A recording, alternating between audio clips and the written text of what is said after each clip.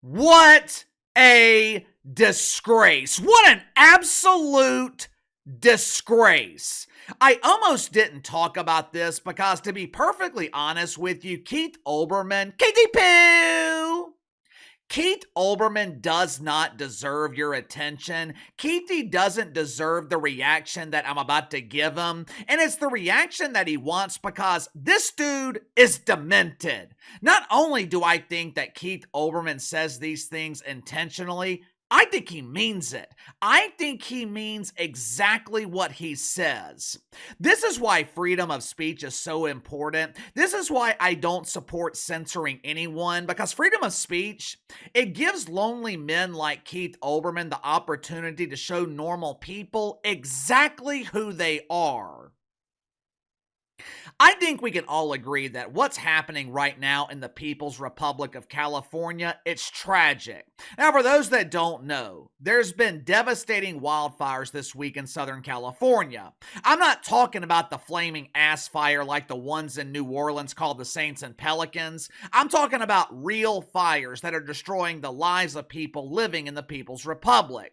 Over the last few days, I've been seeing a lot of blame thrown around.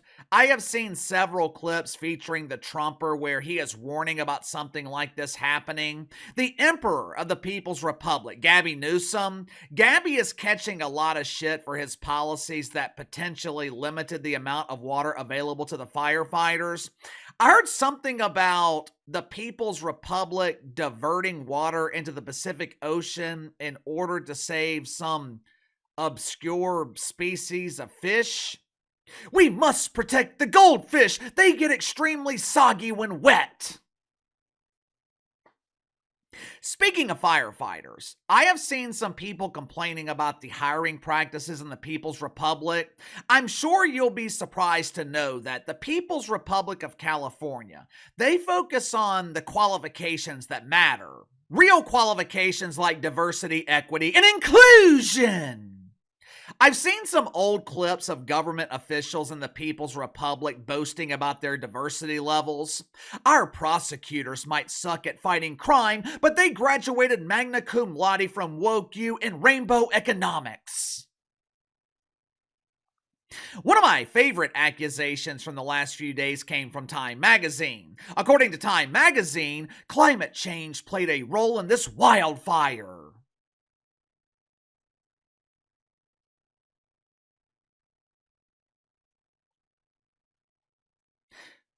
I guess climate change had a devastating impact on the Santa Ana winds, even though we are currently in a La Nina pattern and the water in the Pacific Ocean is cooling down. At this point, though, the primary concern is getting everyone to safety. When I say everyone, I mean everyone. Democrats, Republicans, legal, illegal, or as deacons at Woke United Methodist prefer to call them, undocumented. They simply forgot their papers, forgot the papers. Male, female, black, white, dog, cat. Right now, the only thing that matters is getting everyone and their pets to safety and finding a way to contain the fire. That's how normal people are looking at this situation. Not Keith Olbermann, though. No! According to Keithy Poo, there are certain people who have lost their homes who deserve it. Why? What was their violation against humanity? They had the audacity to vote for Orange Man Bad! Make sure to like and subscribe. You can follow me on Twitter at KC_BTL84. I'm sure most of you guys are familiar with actor James Woods.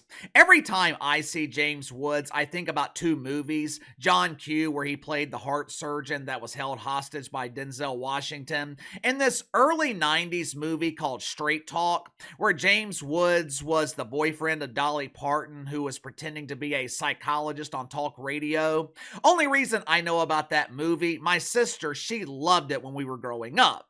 But as is the case with most people, James Woods was a proud Democrat until He became a grown-up.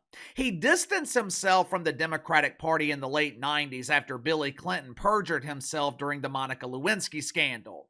For decades, James Woods was an independent. But when deacons at Woke United Methodist injected the woke fungus into the Democratic Party, James Woods became a Republican and one of the few vocal supporters of the Trumper in Hollywood. Unfortunately, James Woods lost his home earlier this week in the California wildfires. One day, he is swimming in his backyard pool with his nieces or his granddaughters. The next day, his house is like the WNBA without Caitlin Clark. It doesn't exist. I cannot imagine what James Woods is going through right now. And it's not just him.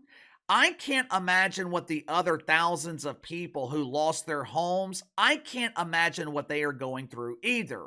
I didn't know this until this week, but a lot of these insurance companies, they refuse to cover homes in the People's Republic.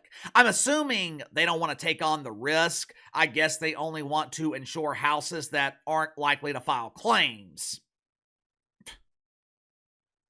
I could bitch about insurance companies all day, but the point is, these modest $2, $3, $4, $5 million homes, which in California, those are considered to be middle-class homes. The people who own them are just like you and me.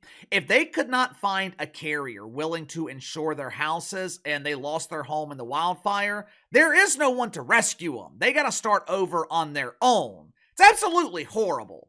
Even though he has been grieving the loss of his home this week, James Woods, he has been making the media rounds. Saw him last night on Fox News, and he was on CNN yesterday morning. James Woods was giving you insight as to what people are going through right now in California. Even though he has nothing in common politically with CNN, this is one of those situations where you put the politics to the side and you empathize with someone, which to their credit, that is exactly what CNN did with James Woods. Watch it for yourself. When we couldn't get our garage door open because the wind was blocking, because our door goes up like this, I said, oh my God, we're up in the hills here. And we got to walk out. I'm 77 years old, man. I can't walk up these hills. It's like Mount Everest here. It's like, pretty steep. So, it's just, I posted this on X, but Sarah was on with her 8-year-old niece last night. And she came out, I'm sorry, just, one day you're swimming in the pool and the next day it's all gone. But she came out with her little Yeti piggy bank for us to rebuild our house.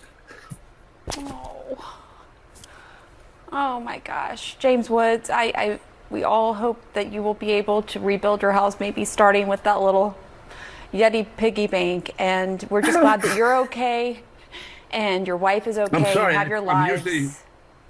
I thought, this is real and it's raw. I thought and I would be stronger than this. You know what? Strength is not measured by whether, you hold in crying or not. You have so much strength, and we appreciate you coming on. And also keep us posted on your 94-year-old neighbor and everything going there. We're going to continue to talk, and we wish you the very best. Okay. The 94-year-old neighbor that Pamela Brown mentioned towards the end of the clip, he had his life saved by James Woods. And credit to Pamela Brown for the way she handled this interview. Surprisingly, most of the usual suspects in the mainstream media, they have covered this interview with James Woods the same way, with the same grace. Except, of course, Keith Olbermann.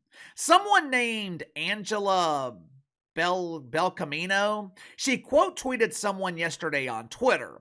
Angie is a self-described liberal, and she was quote tweeting some anonymous dumbass who was celebrating the fact that James Woods lost his home.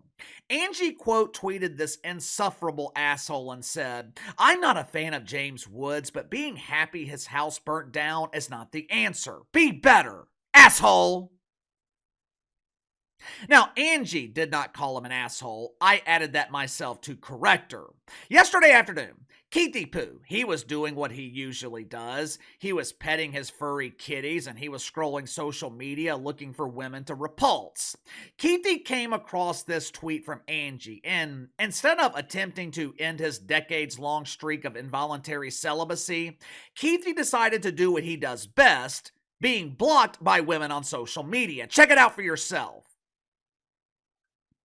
In the midst of a devastating wildfire, the only thing Keith Olbermann is worried about is an election that happened 2 months ago.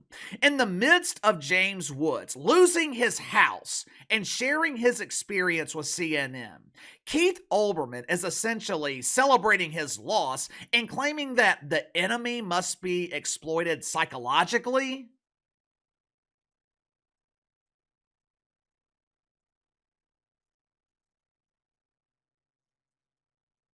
What the hell is wrong with you? I hate to break it to Keithy, but the war is over. You lost. America rejected the woke fungus, and I promise you, if Keithy voluntarily left the country as a form of protest to Donald Trump winning the election, I promise you, no one would miss you. I doubt anyone would even notice. How miserable do you have to be? If he wasn't the epitome of evil, I would actually feel bad for Keith Olbermann. I have never seen this aging fossil say anything positive about someone else. I don't agree with Joy Reid, but how many times have I said that I respect the fact that Joy Reid is honest about showing us exactly who she is? I often call Mina Kimes a pretend NFL analyst. I have criticized Mina Kimes for playing the role of the ultimate victim, but I've also credited Mina Kimes for being talented on television. If you are looking for obscure stats, Mina Kimes is your source. I'm constantly making fun of the Yentas on The View, but how many times have I said, I don't think they're bad women? Recently, I have even praised the Whoopee Cushion and the Great Pretender for attempting to be the voices of reason on the show. The point is, I know we cover a lot of people I disagree with. I know we make jokes about a lot of people, but occasionally, I do like to point out something positive about him. I have never seen Keith Olbermann do that.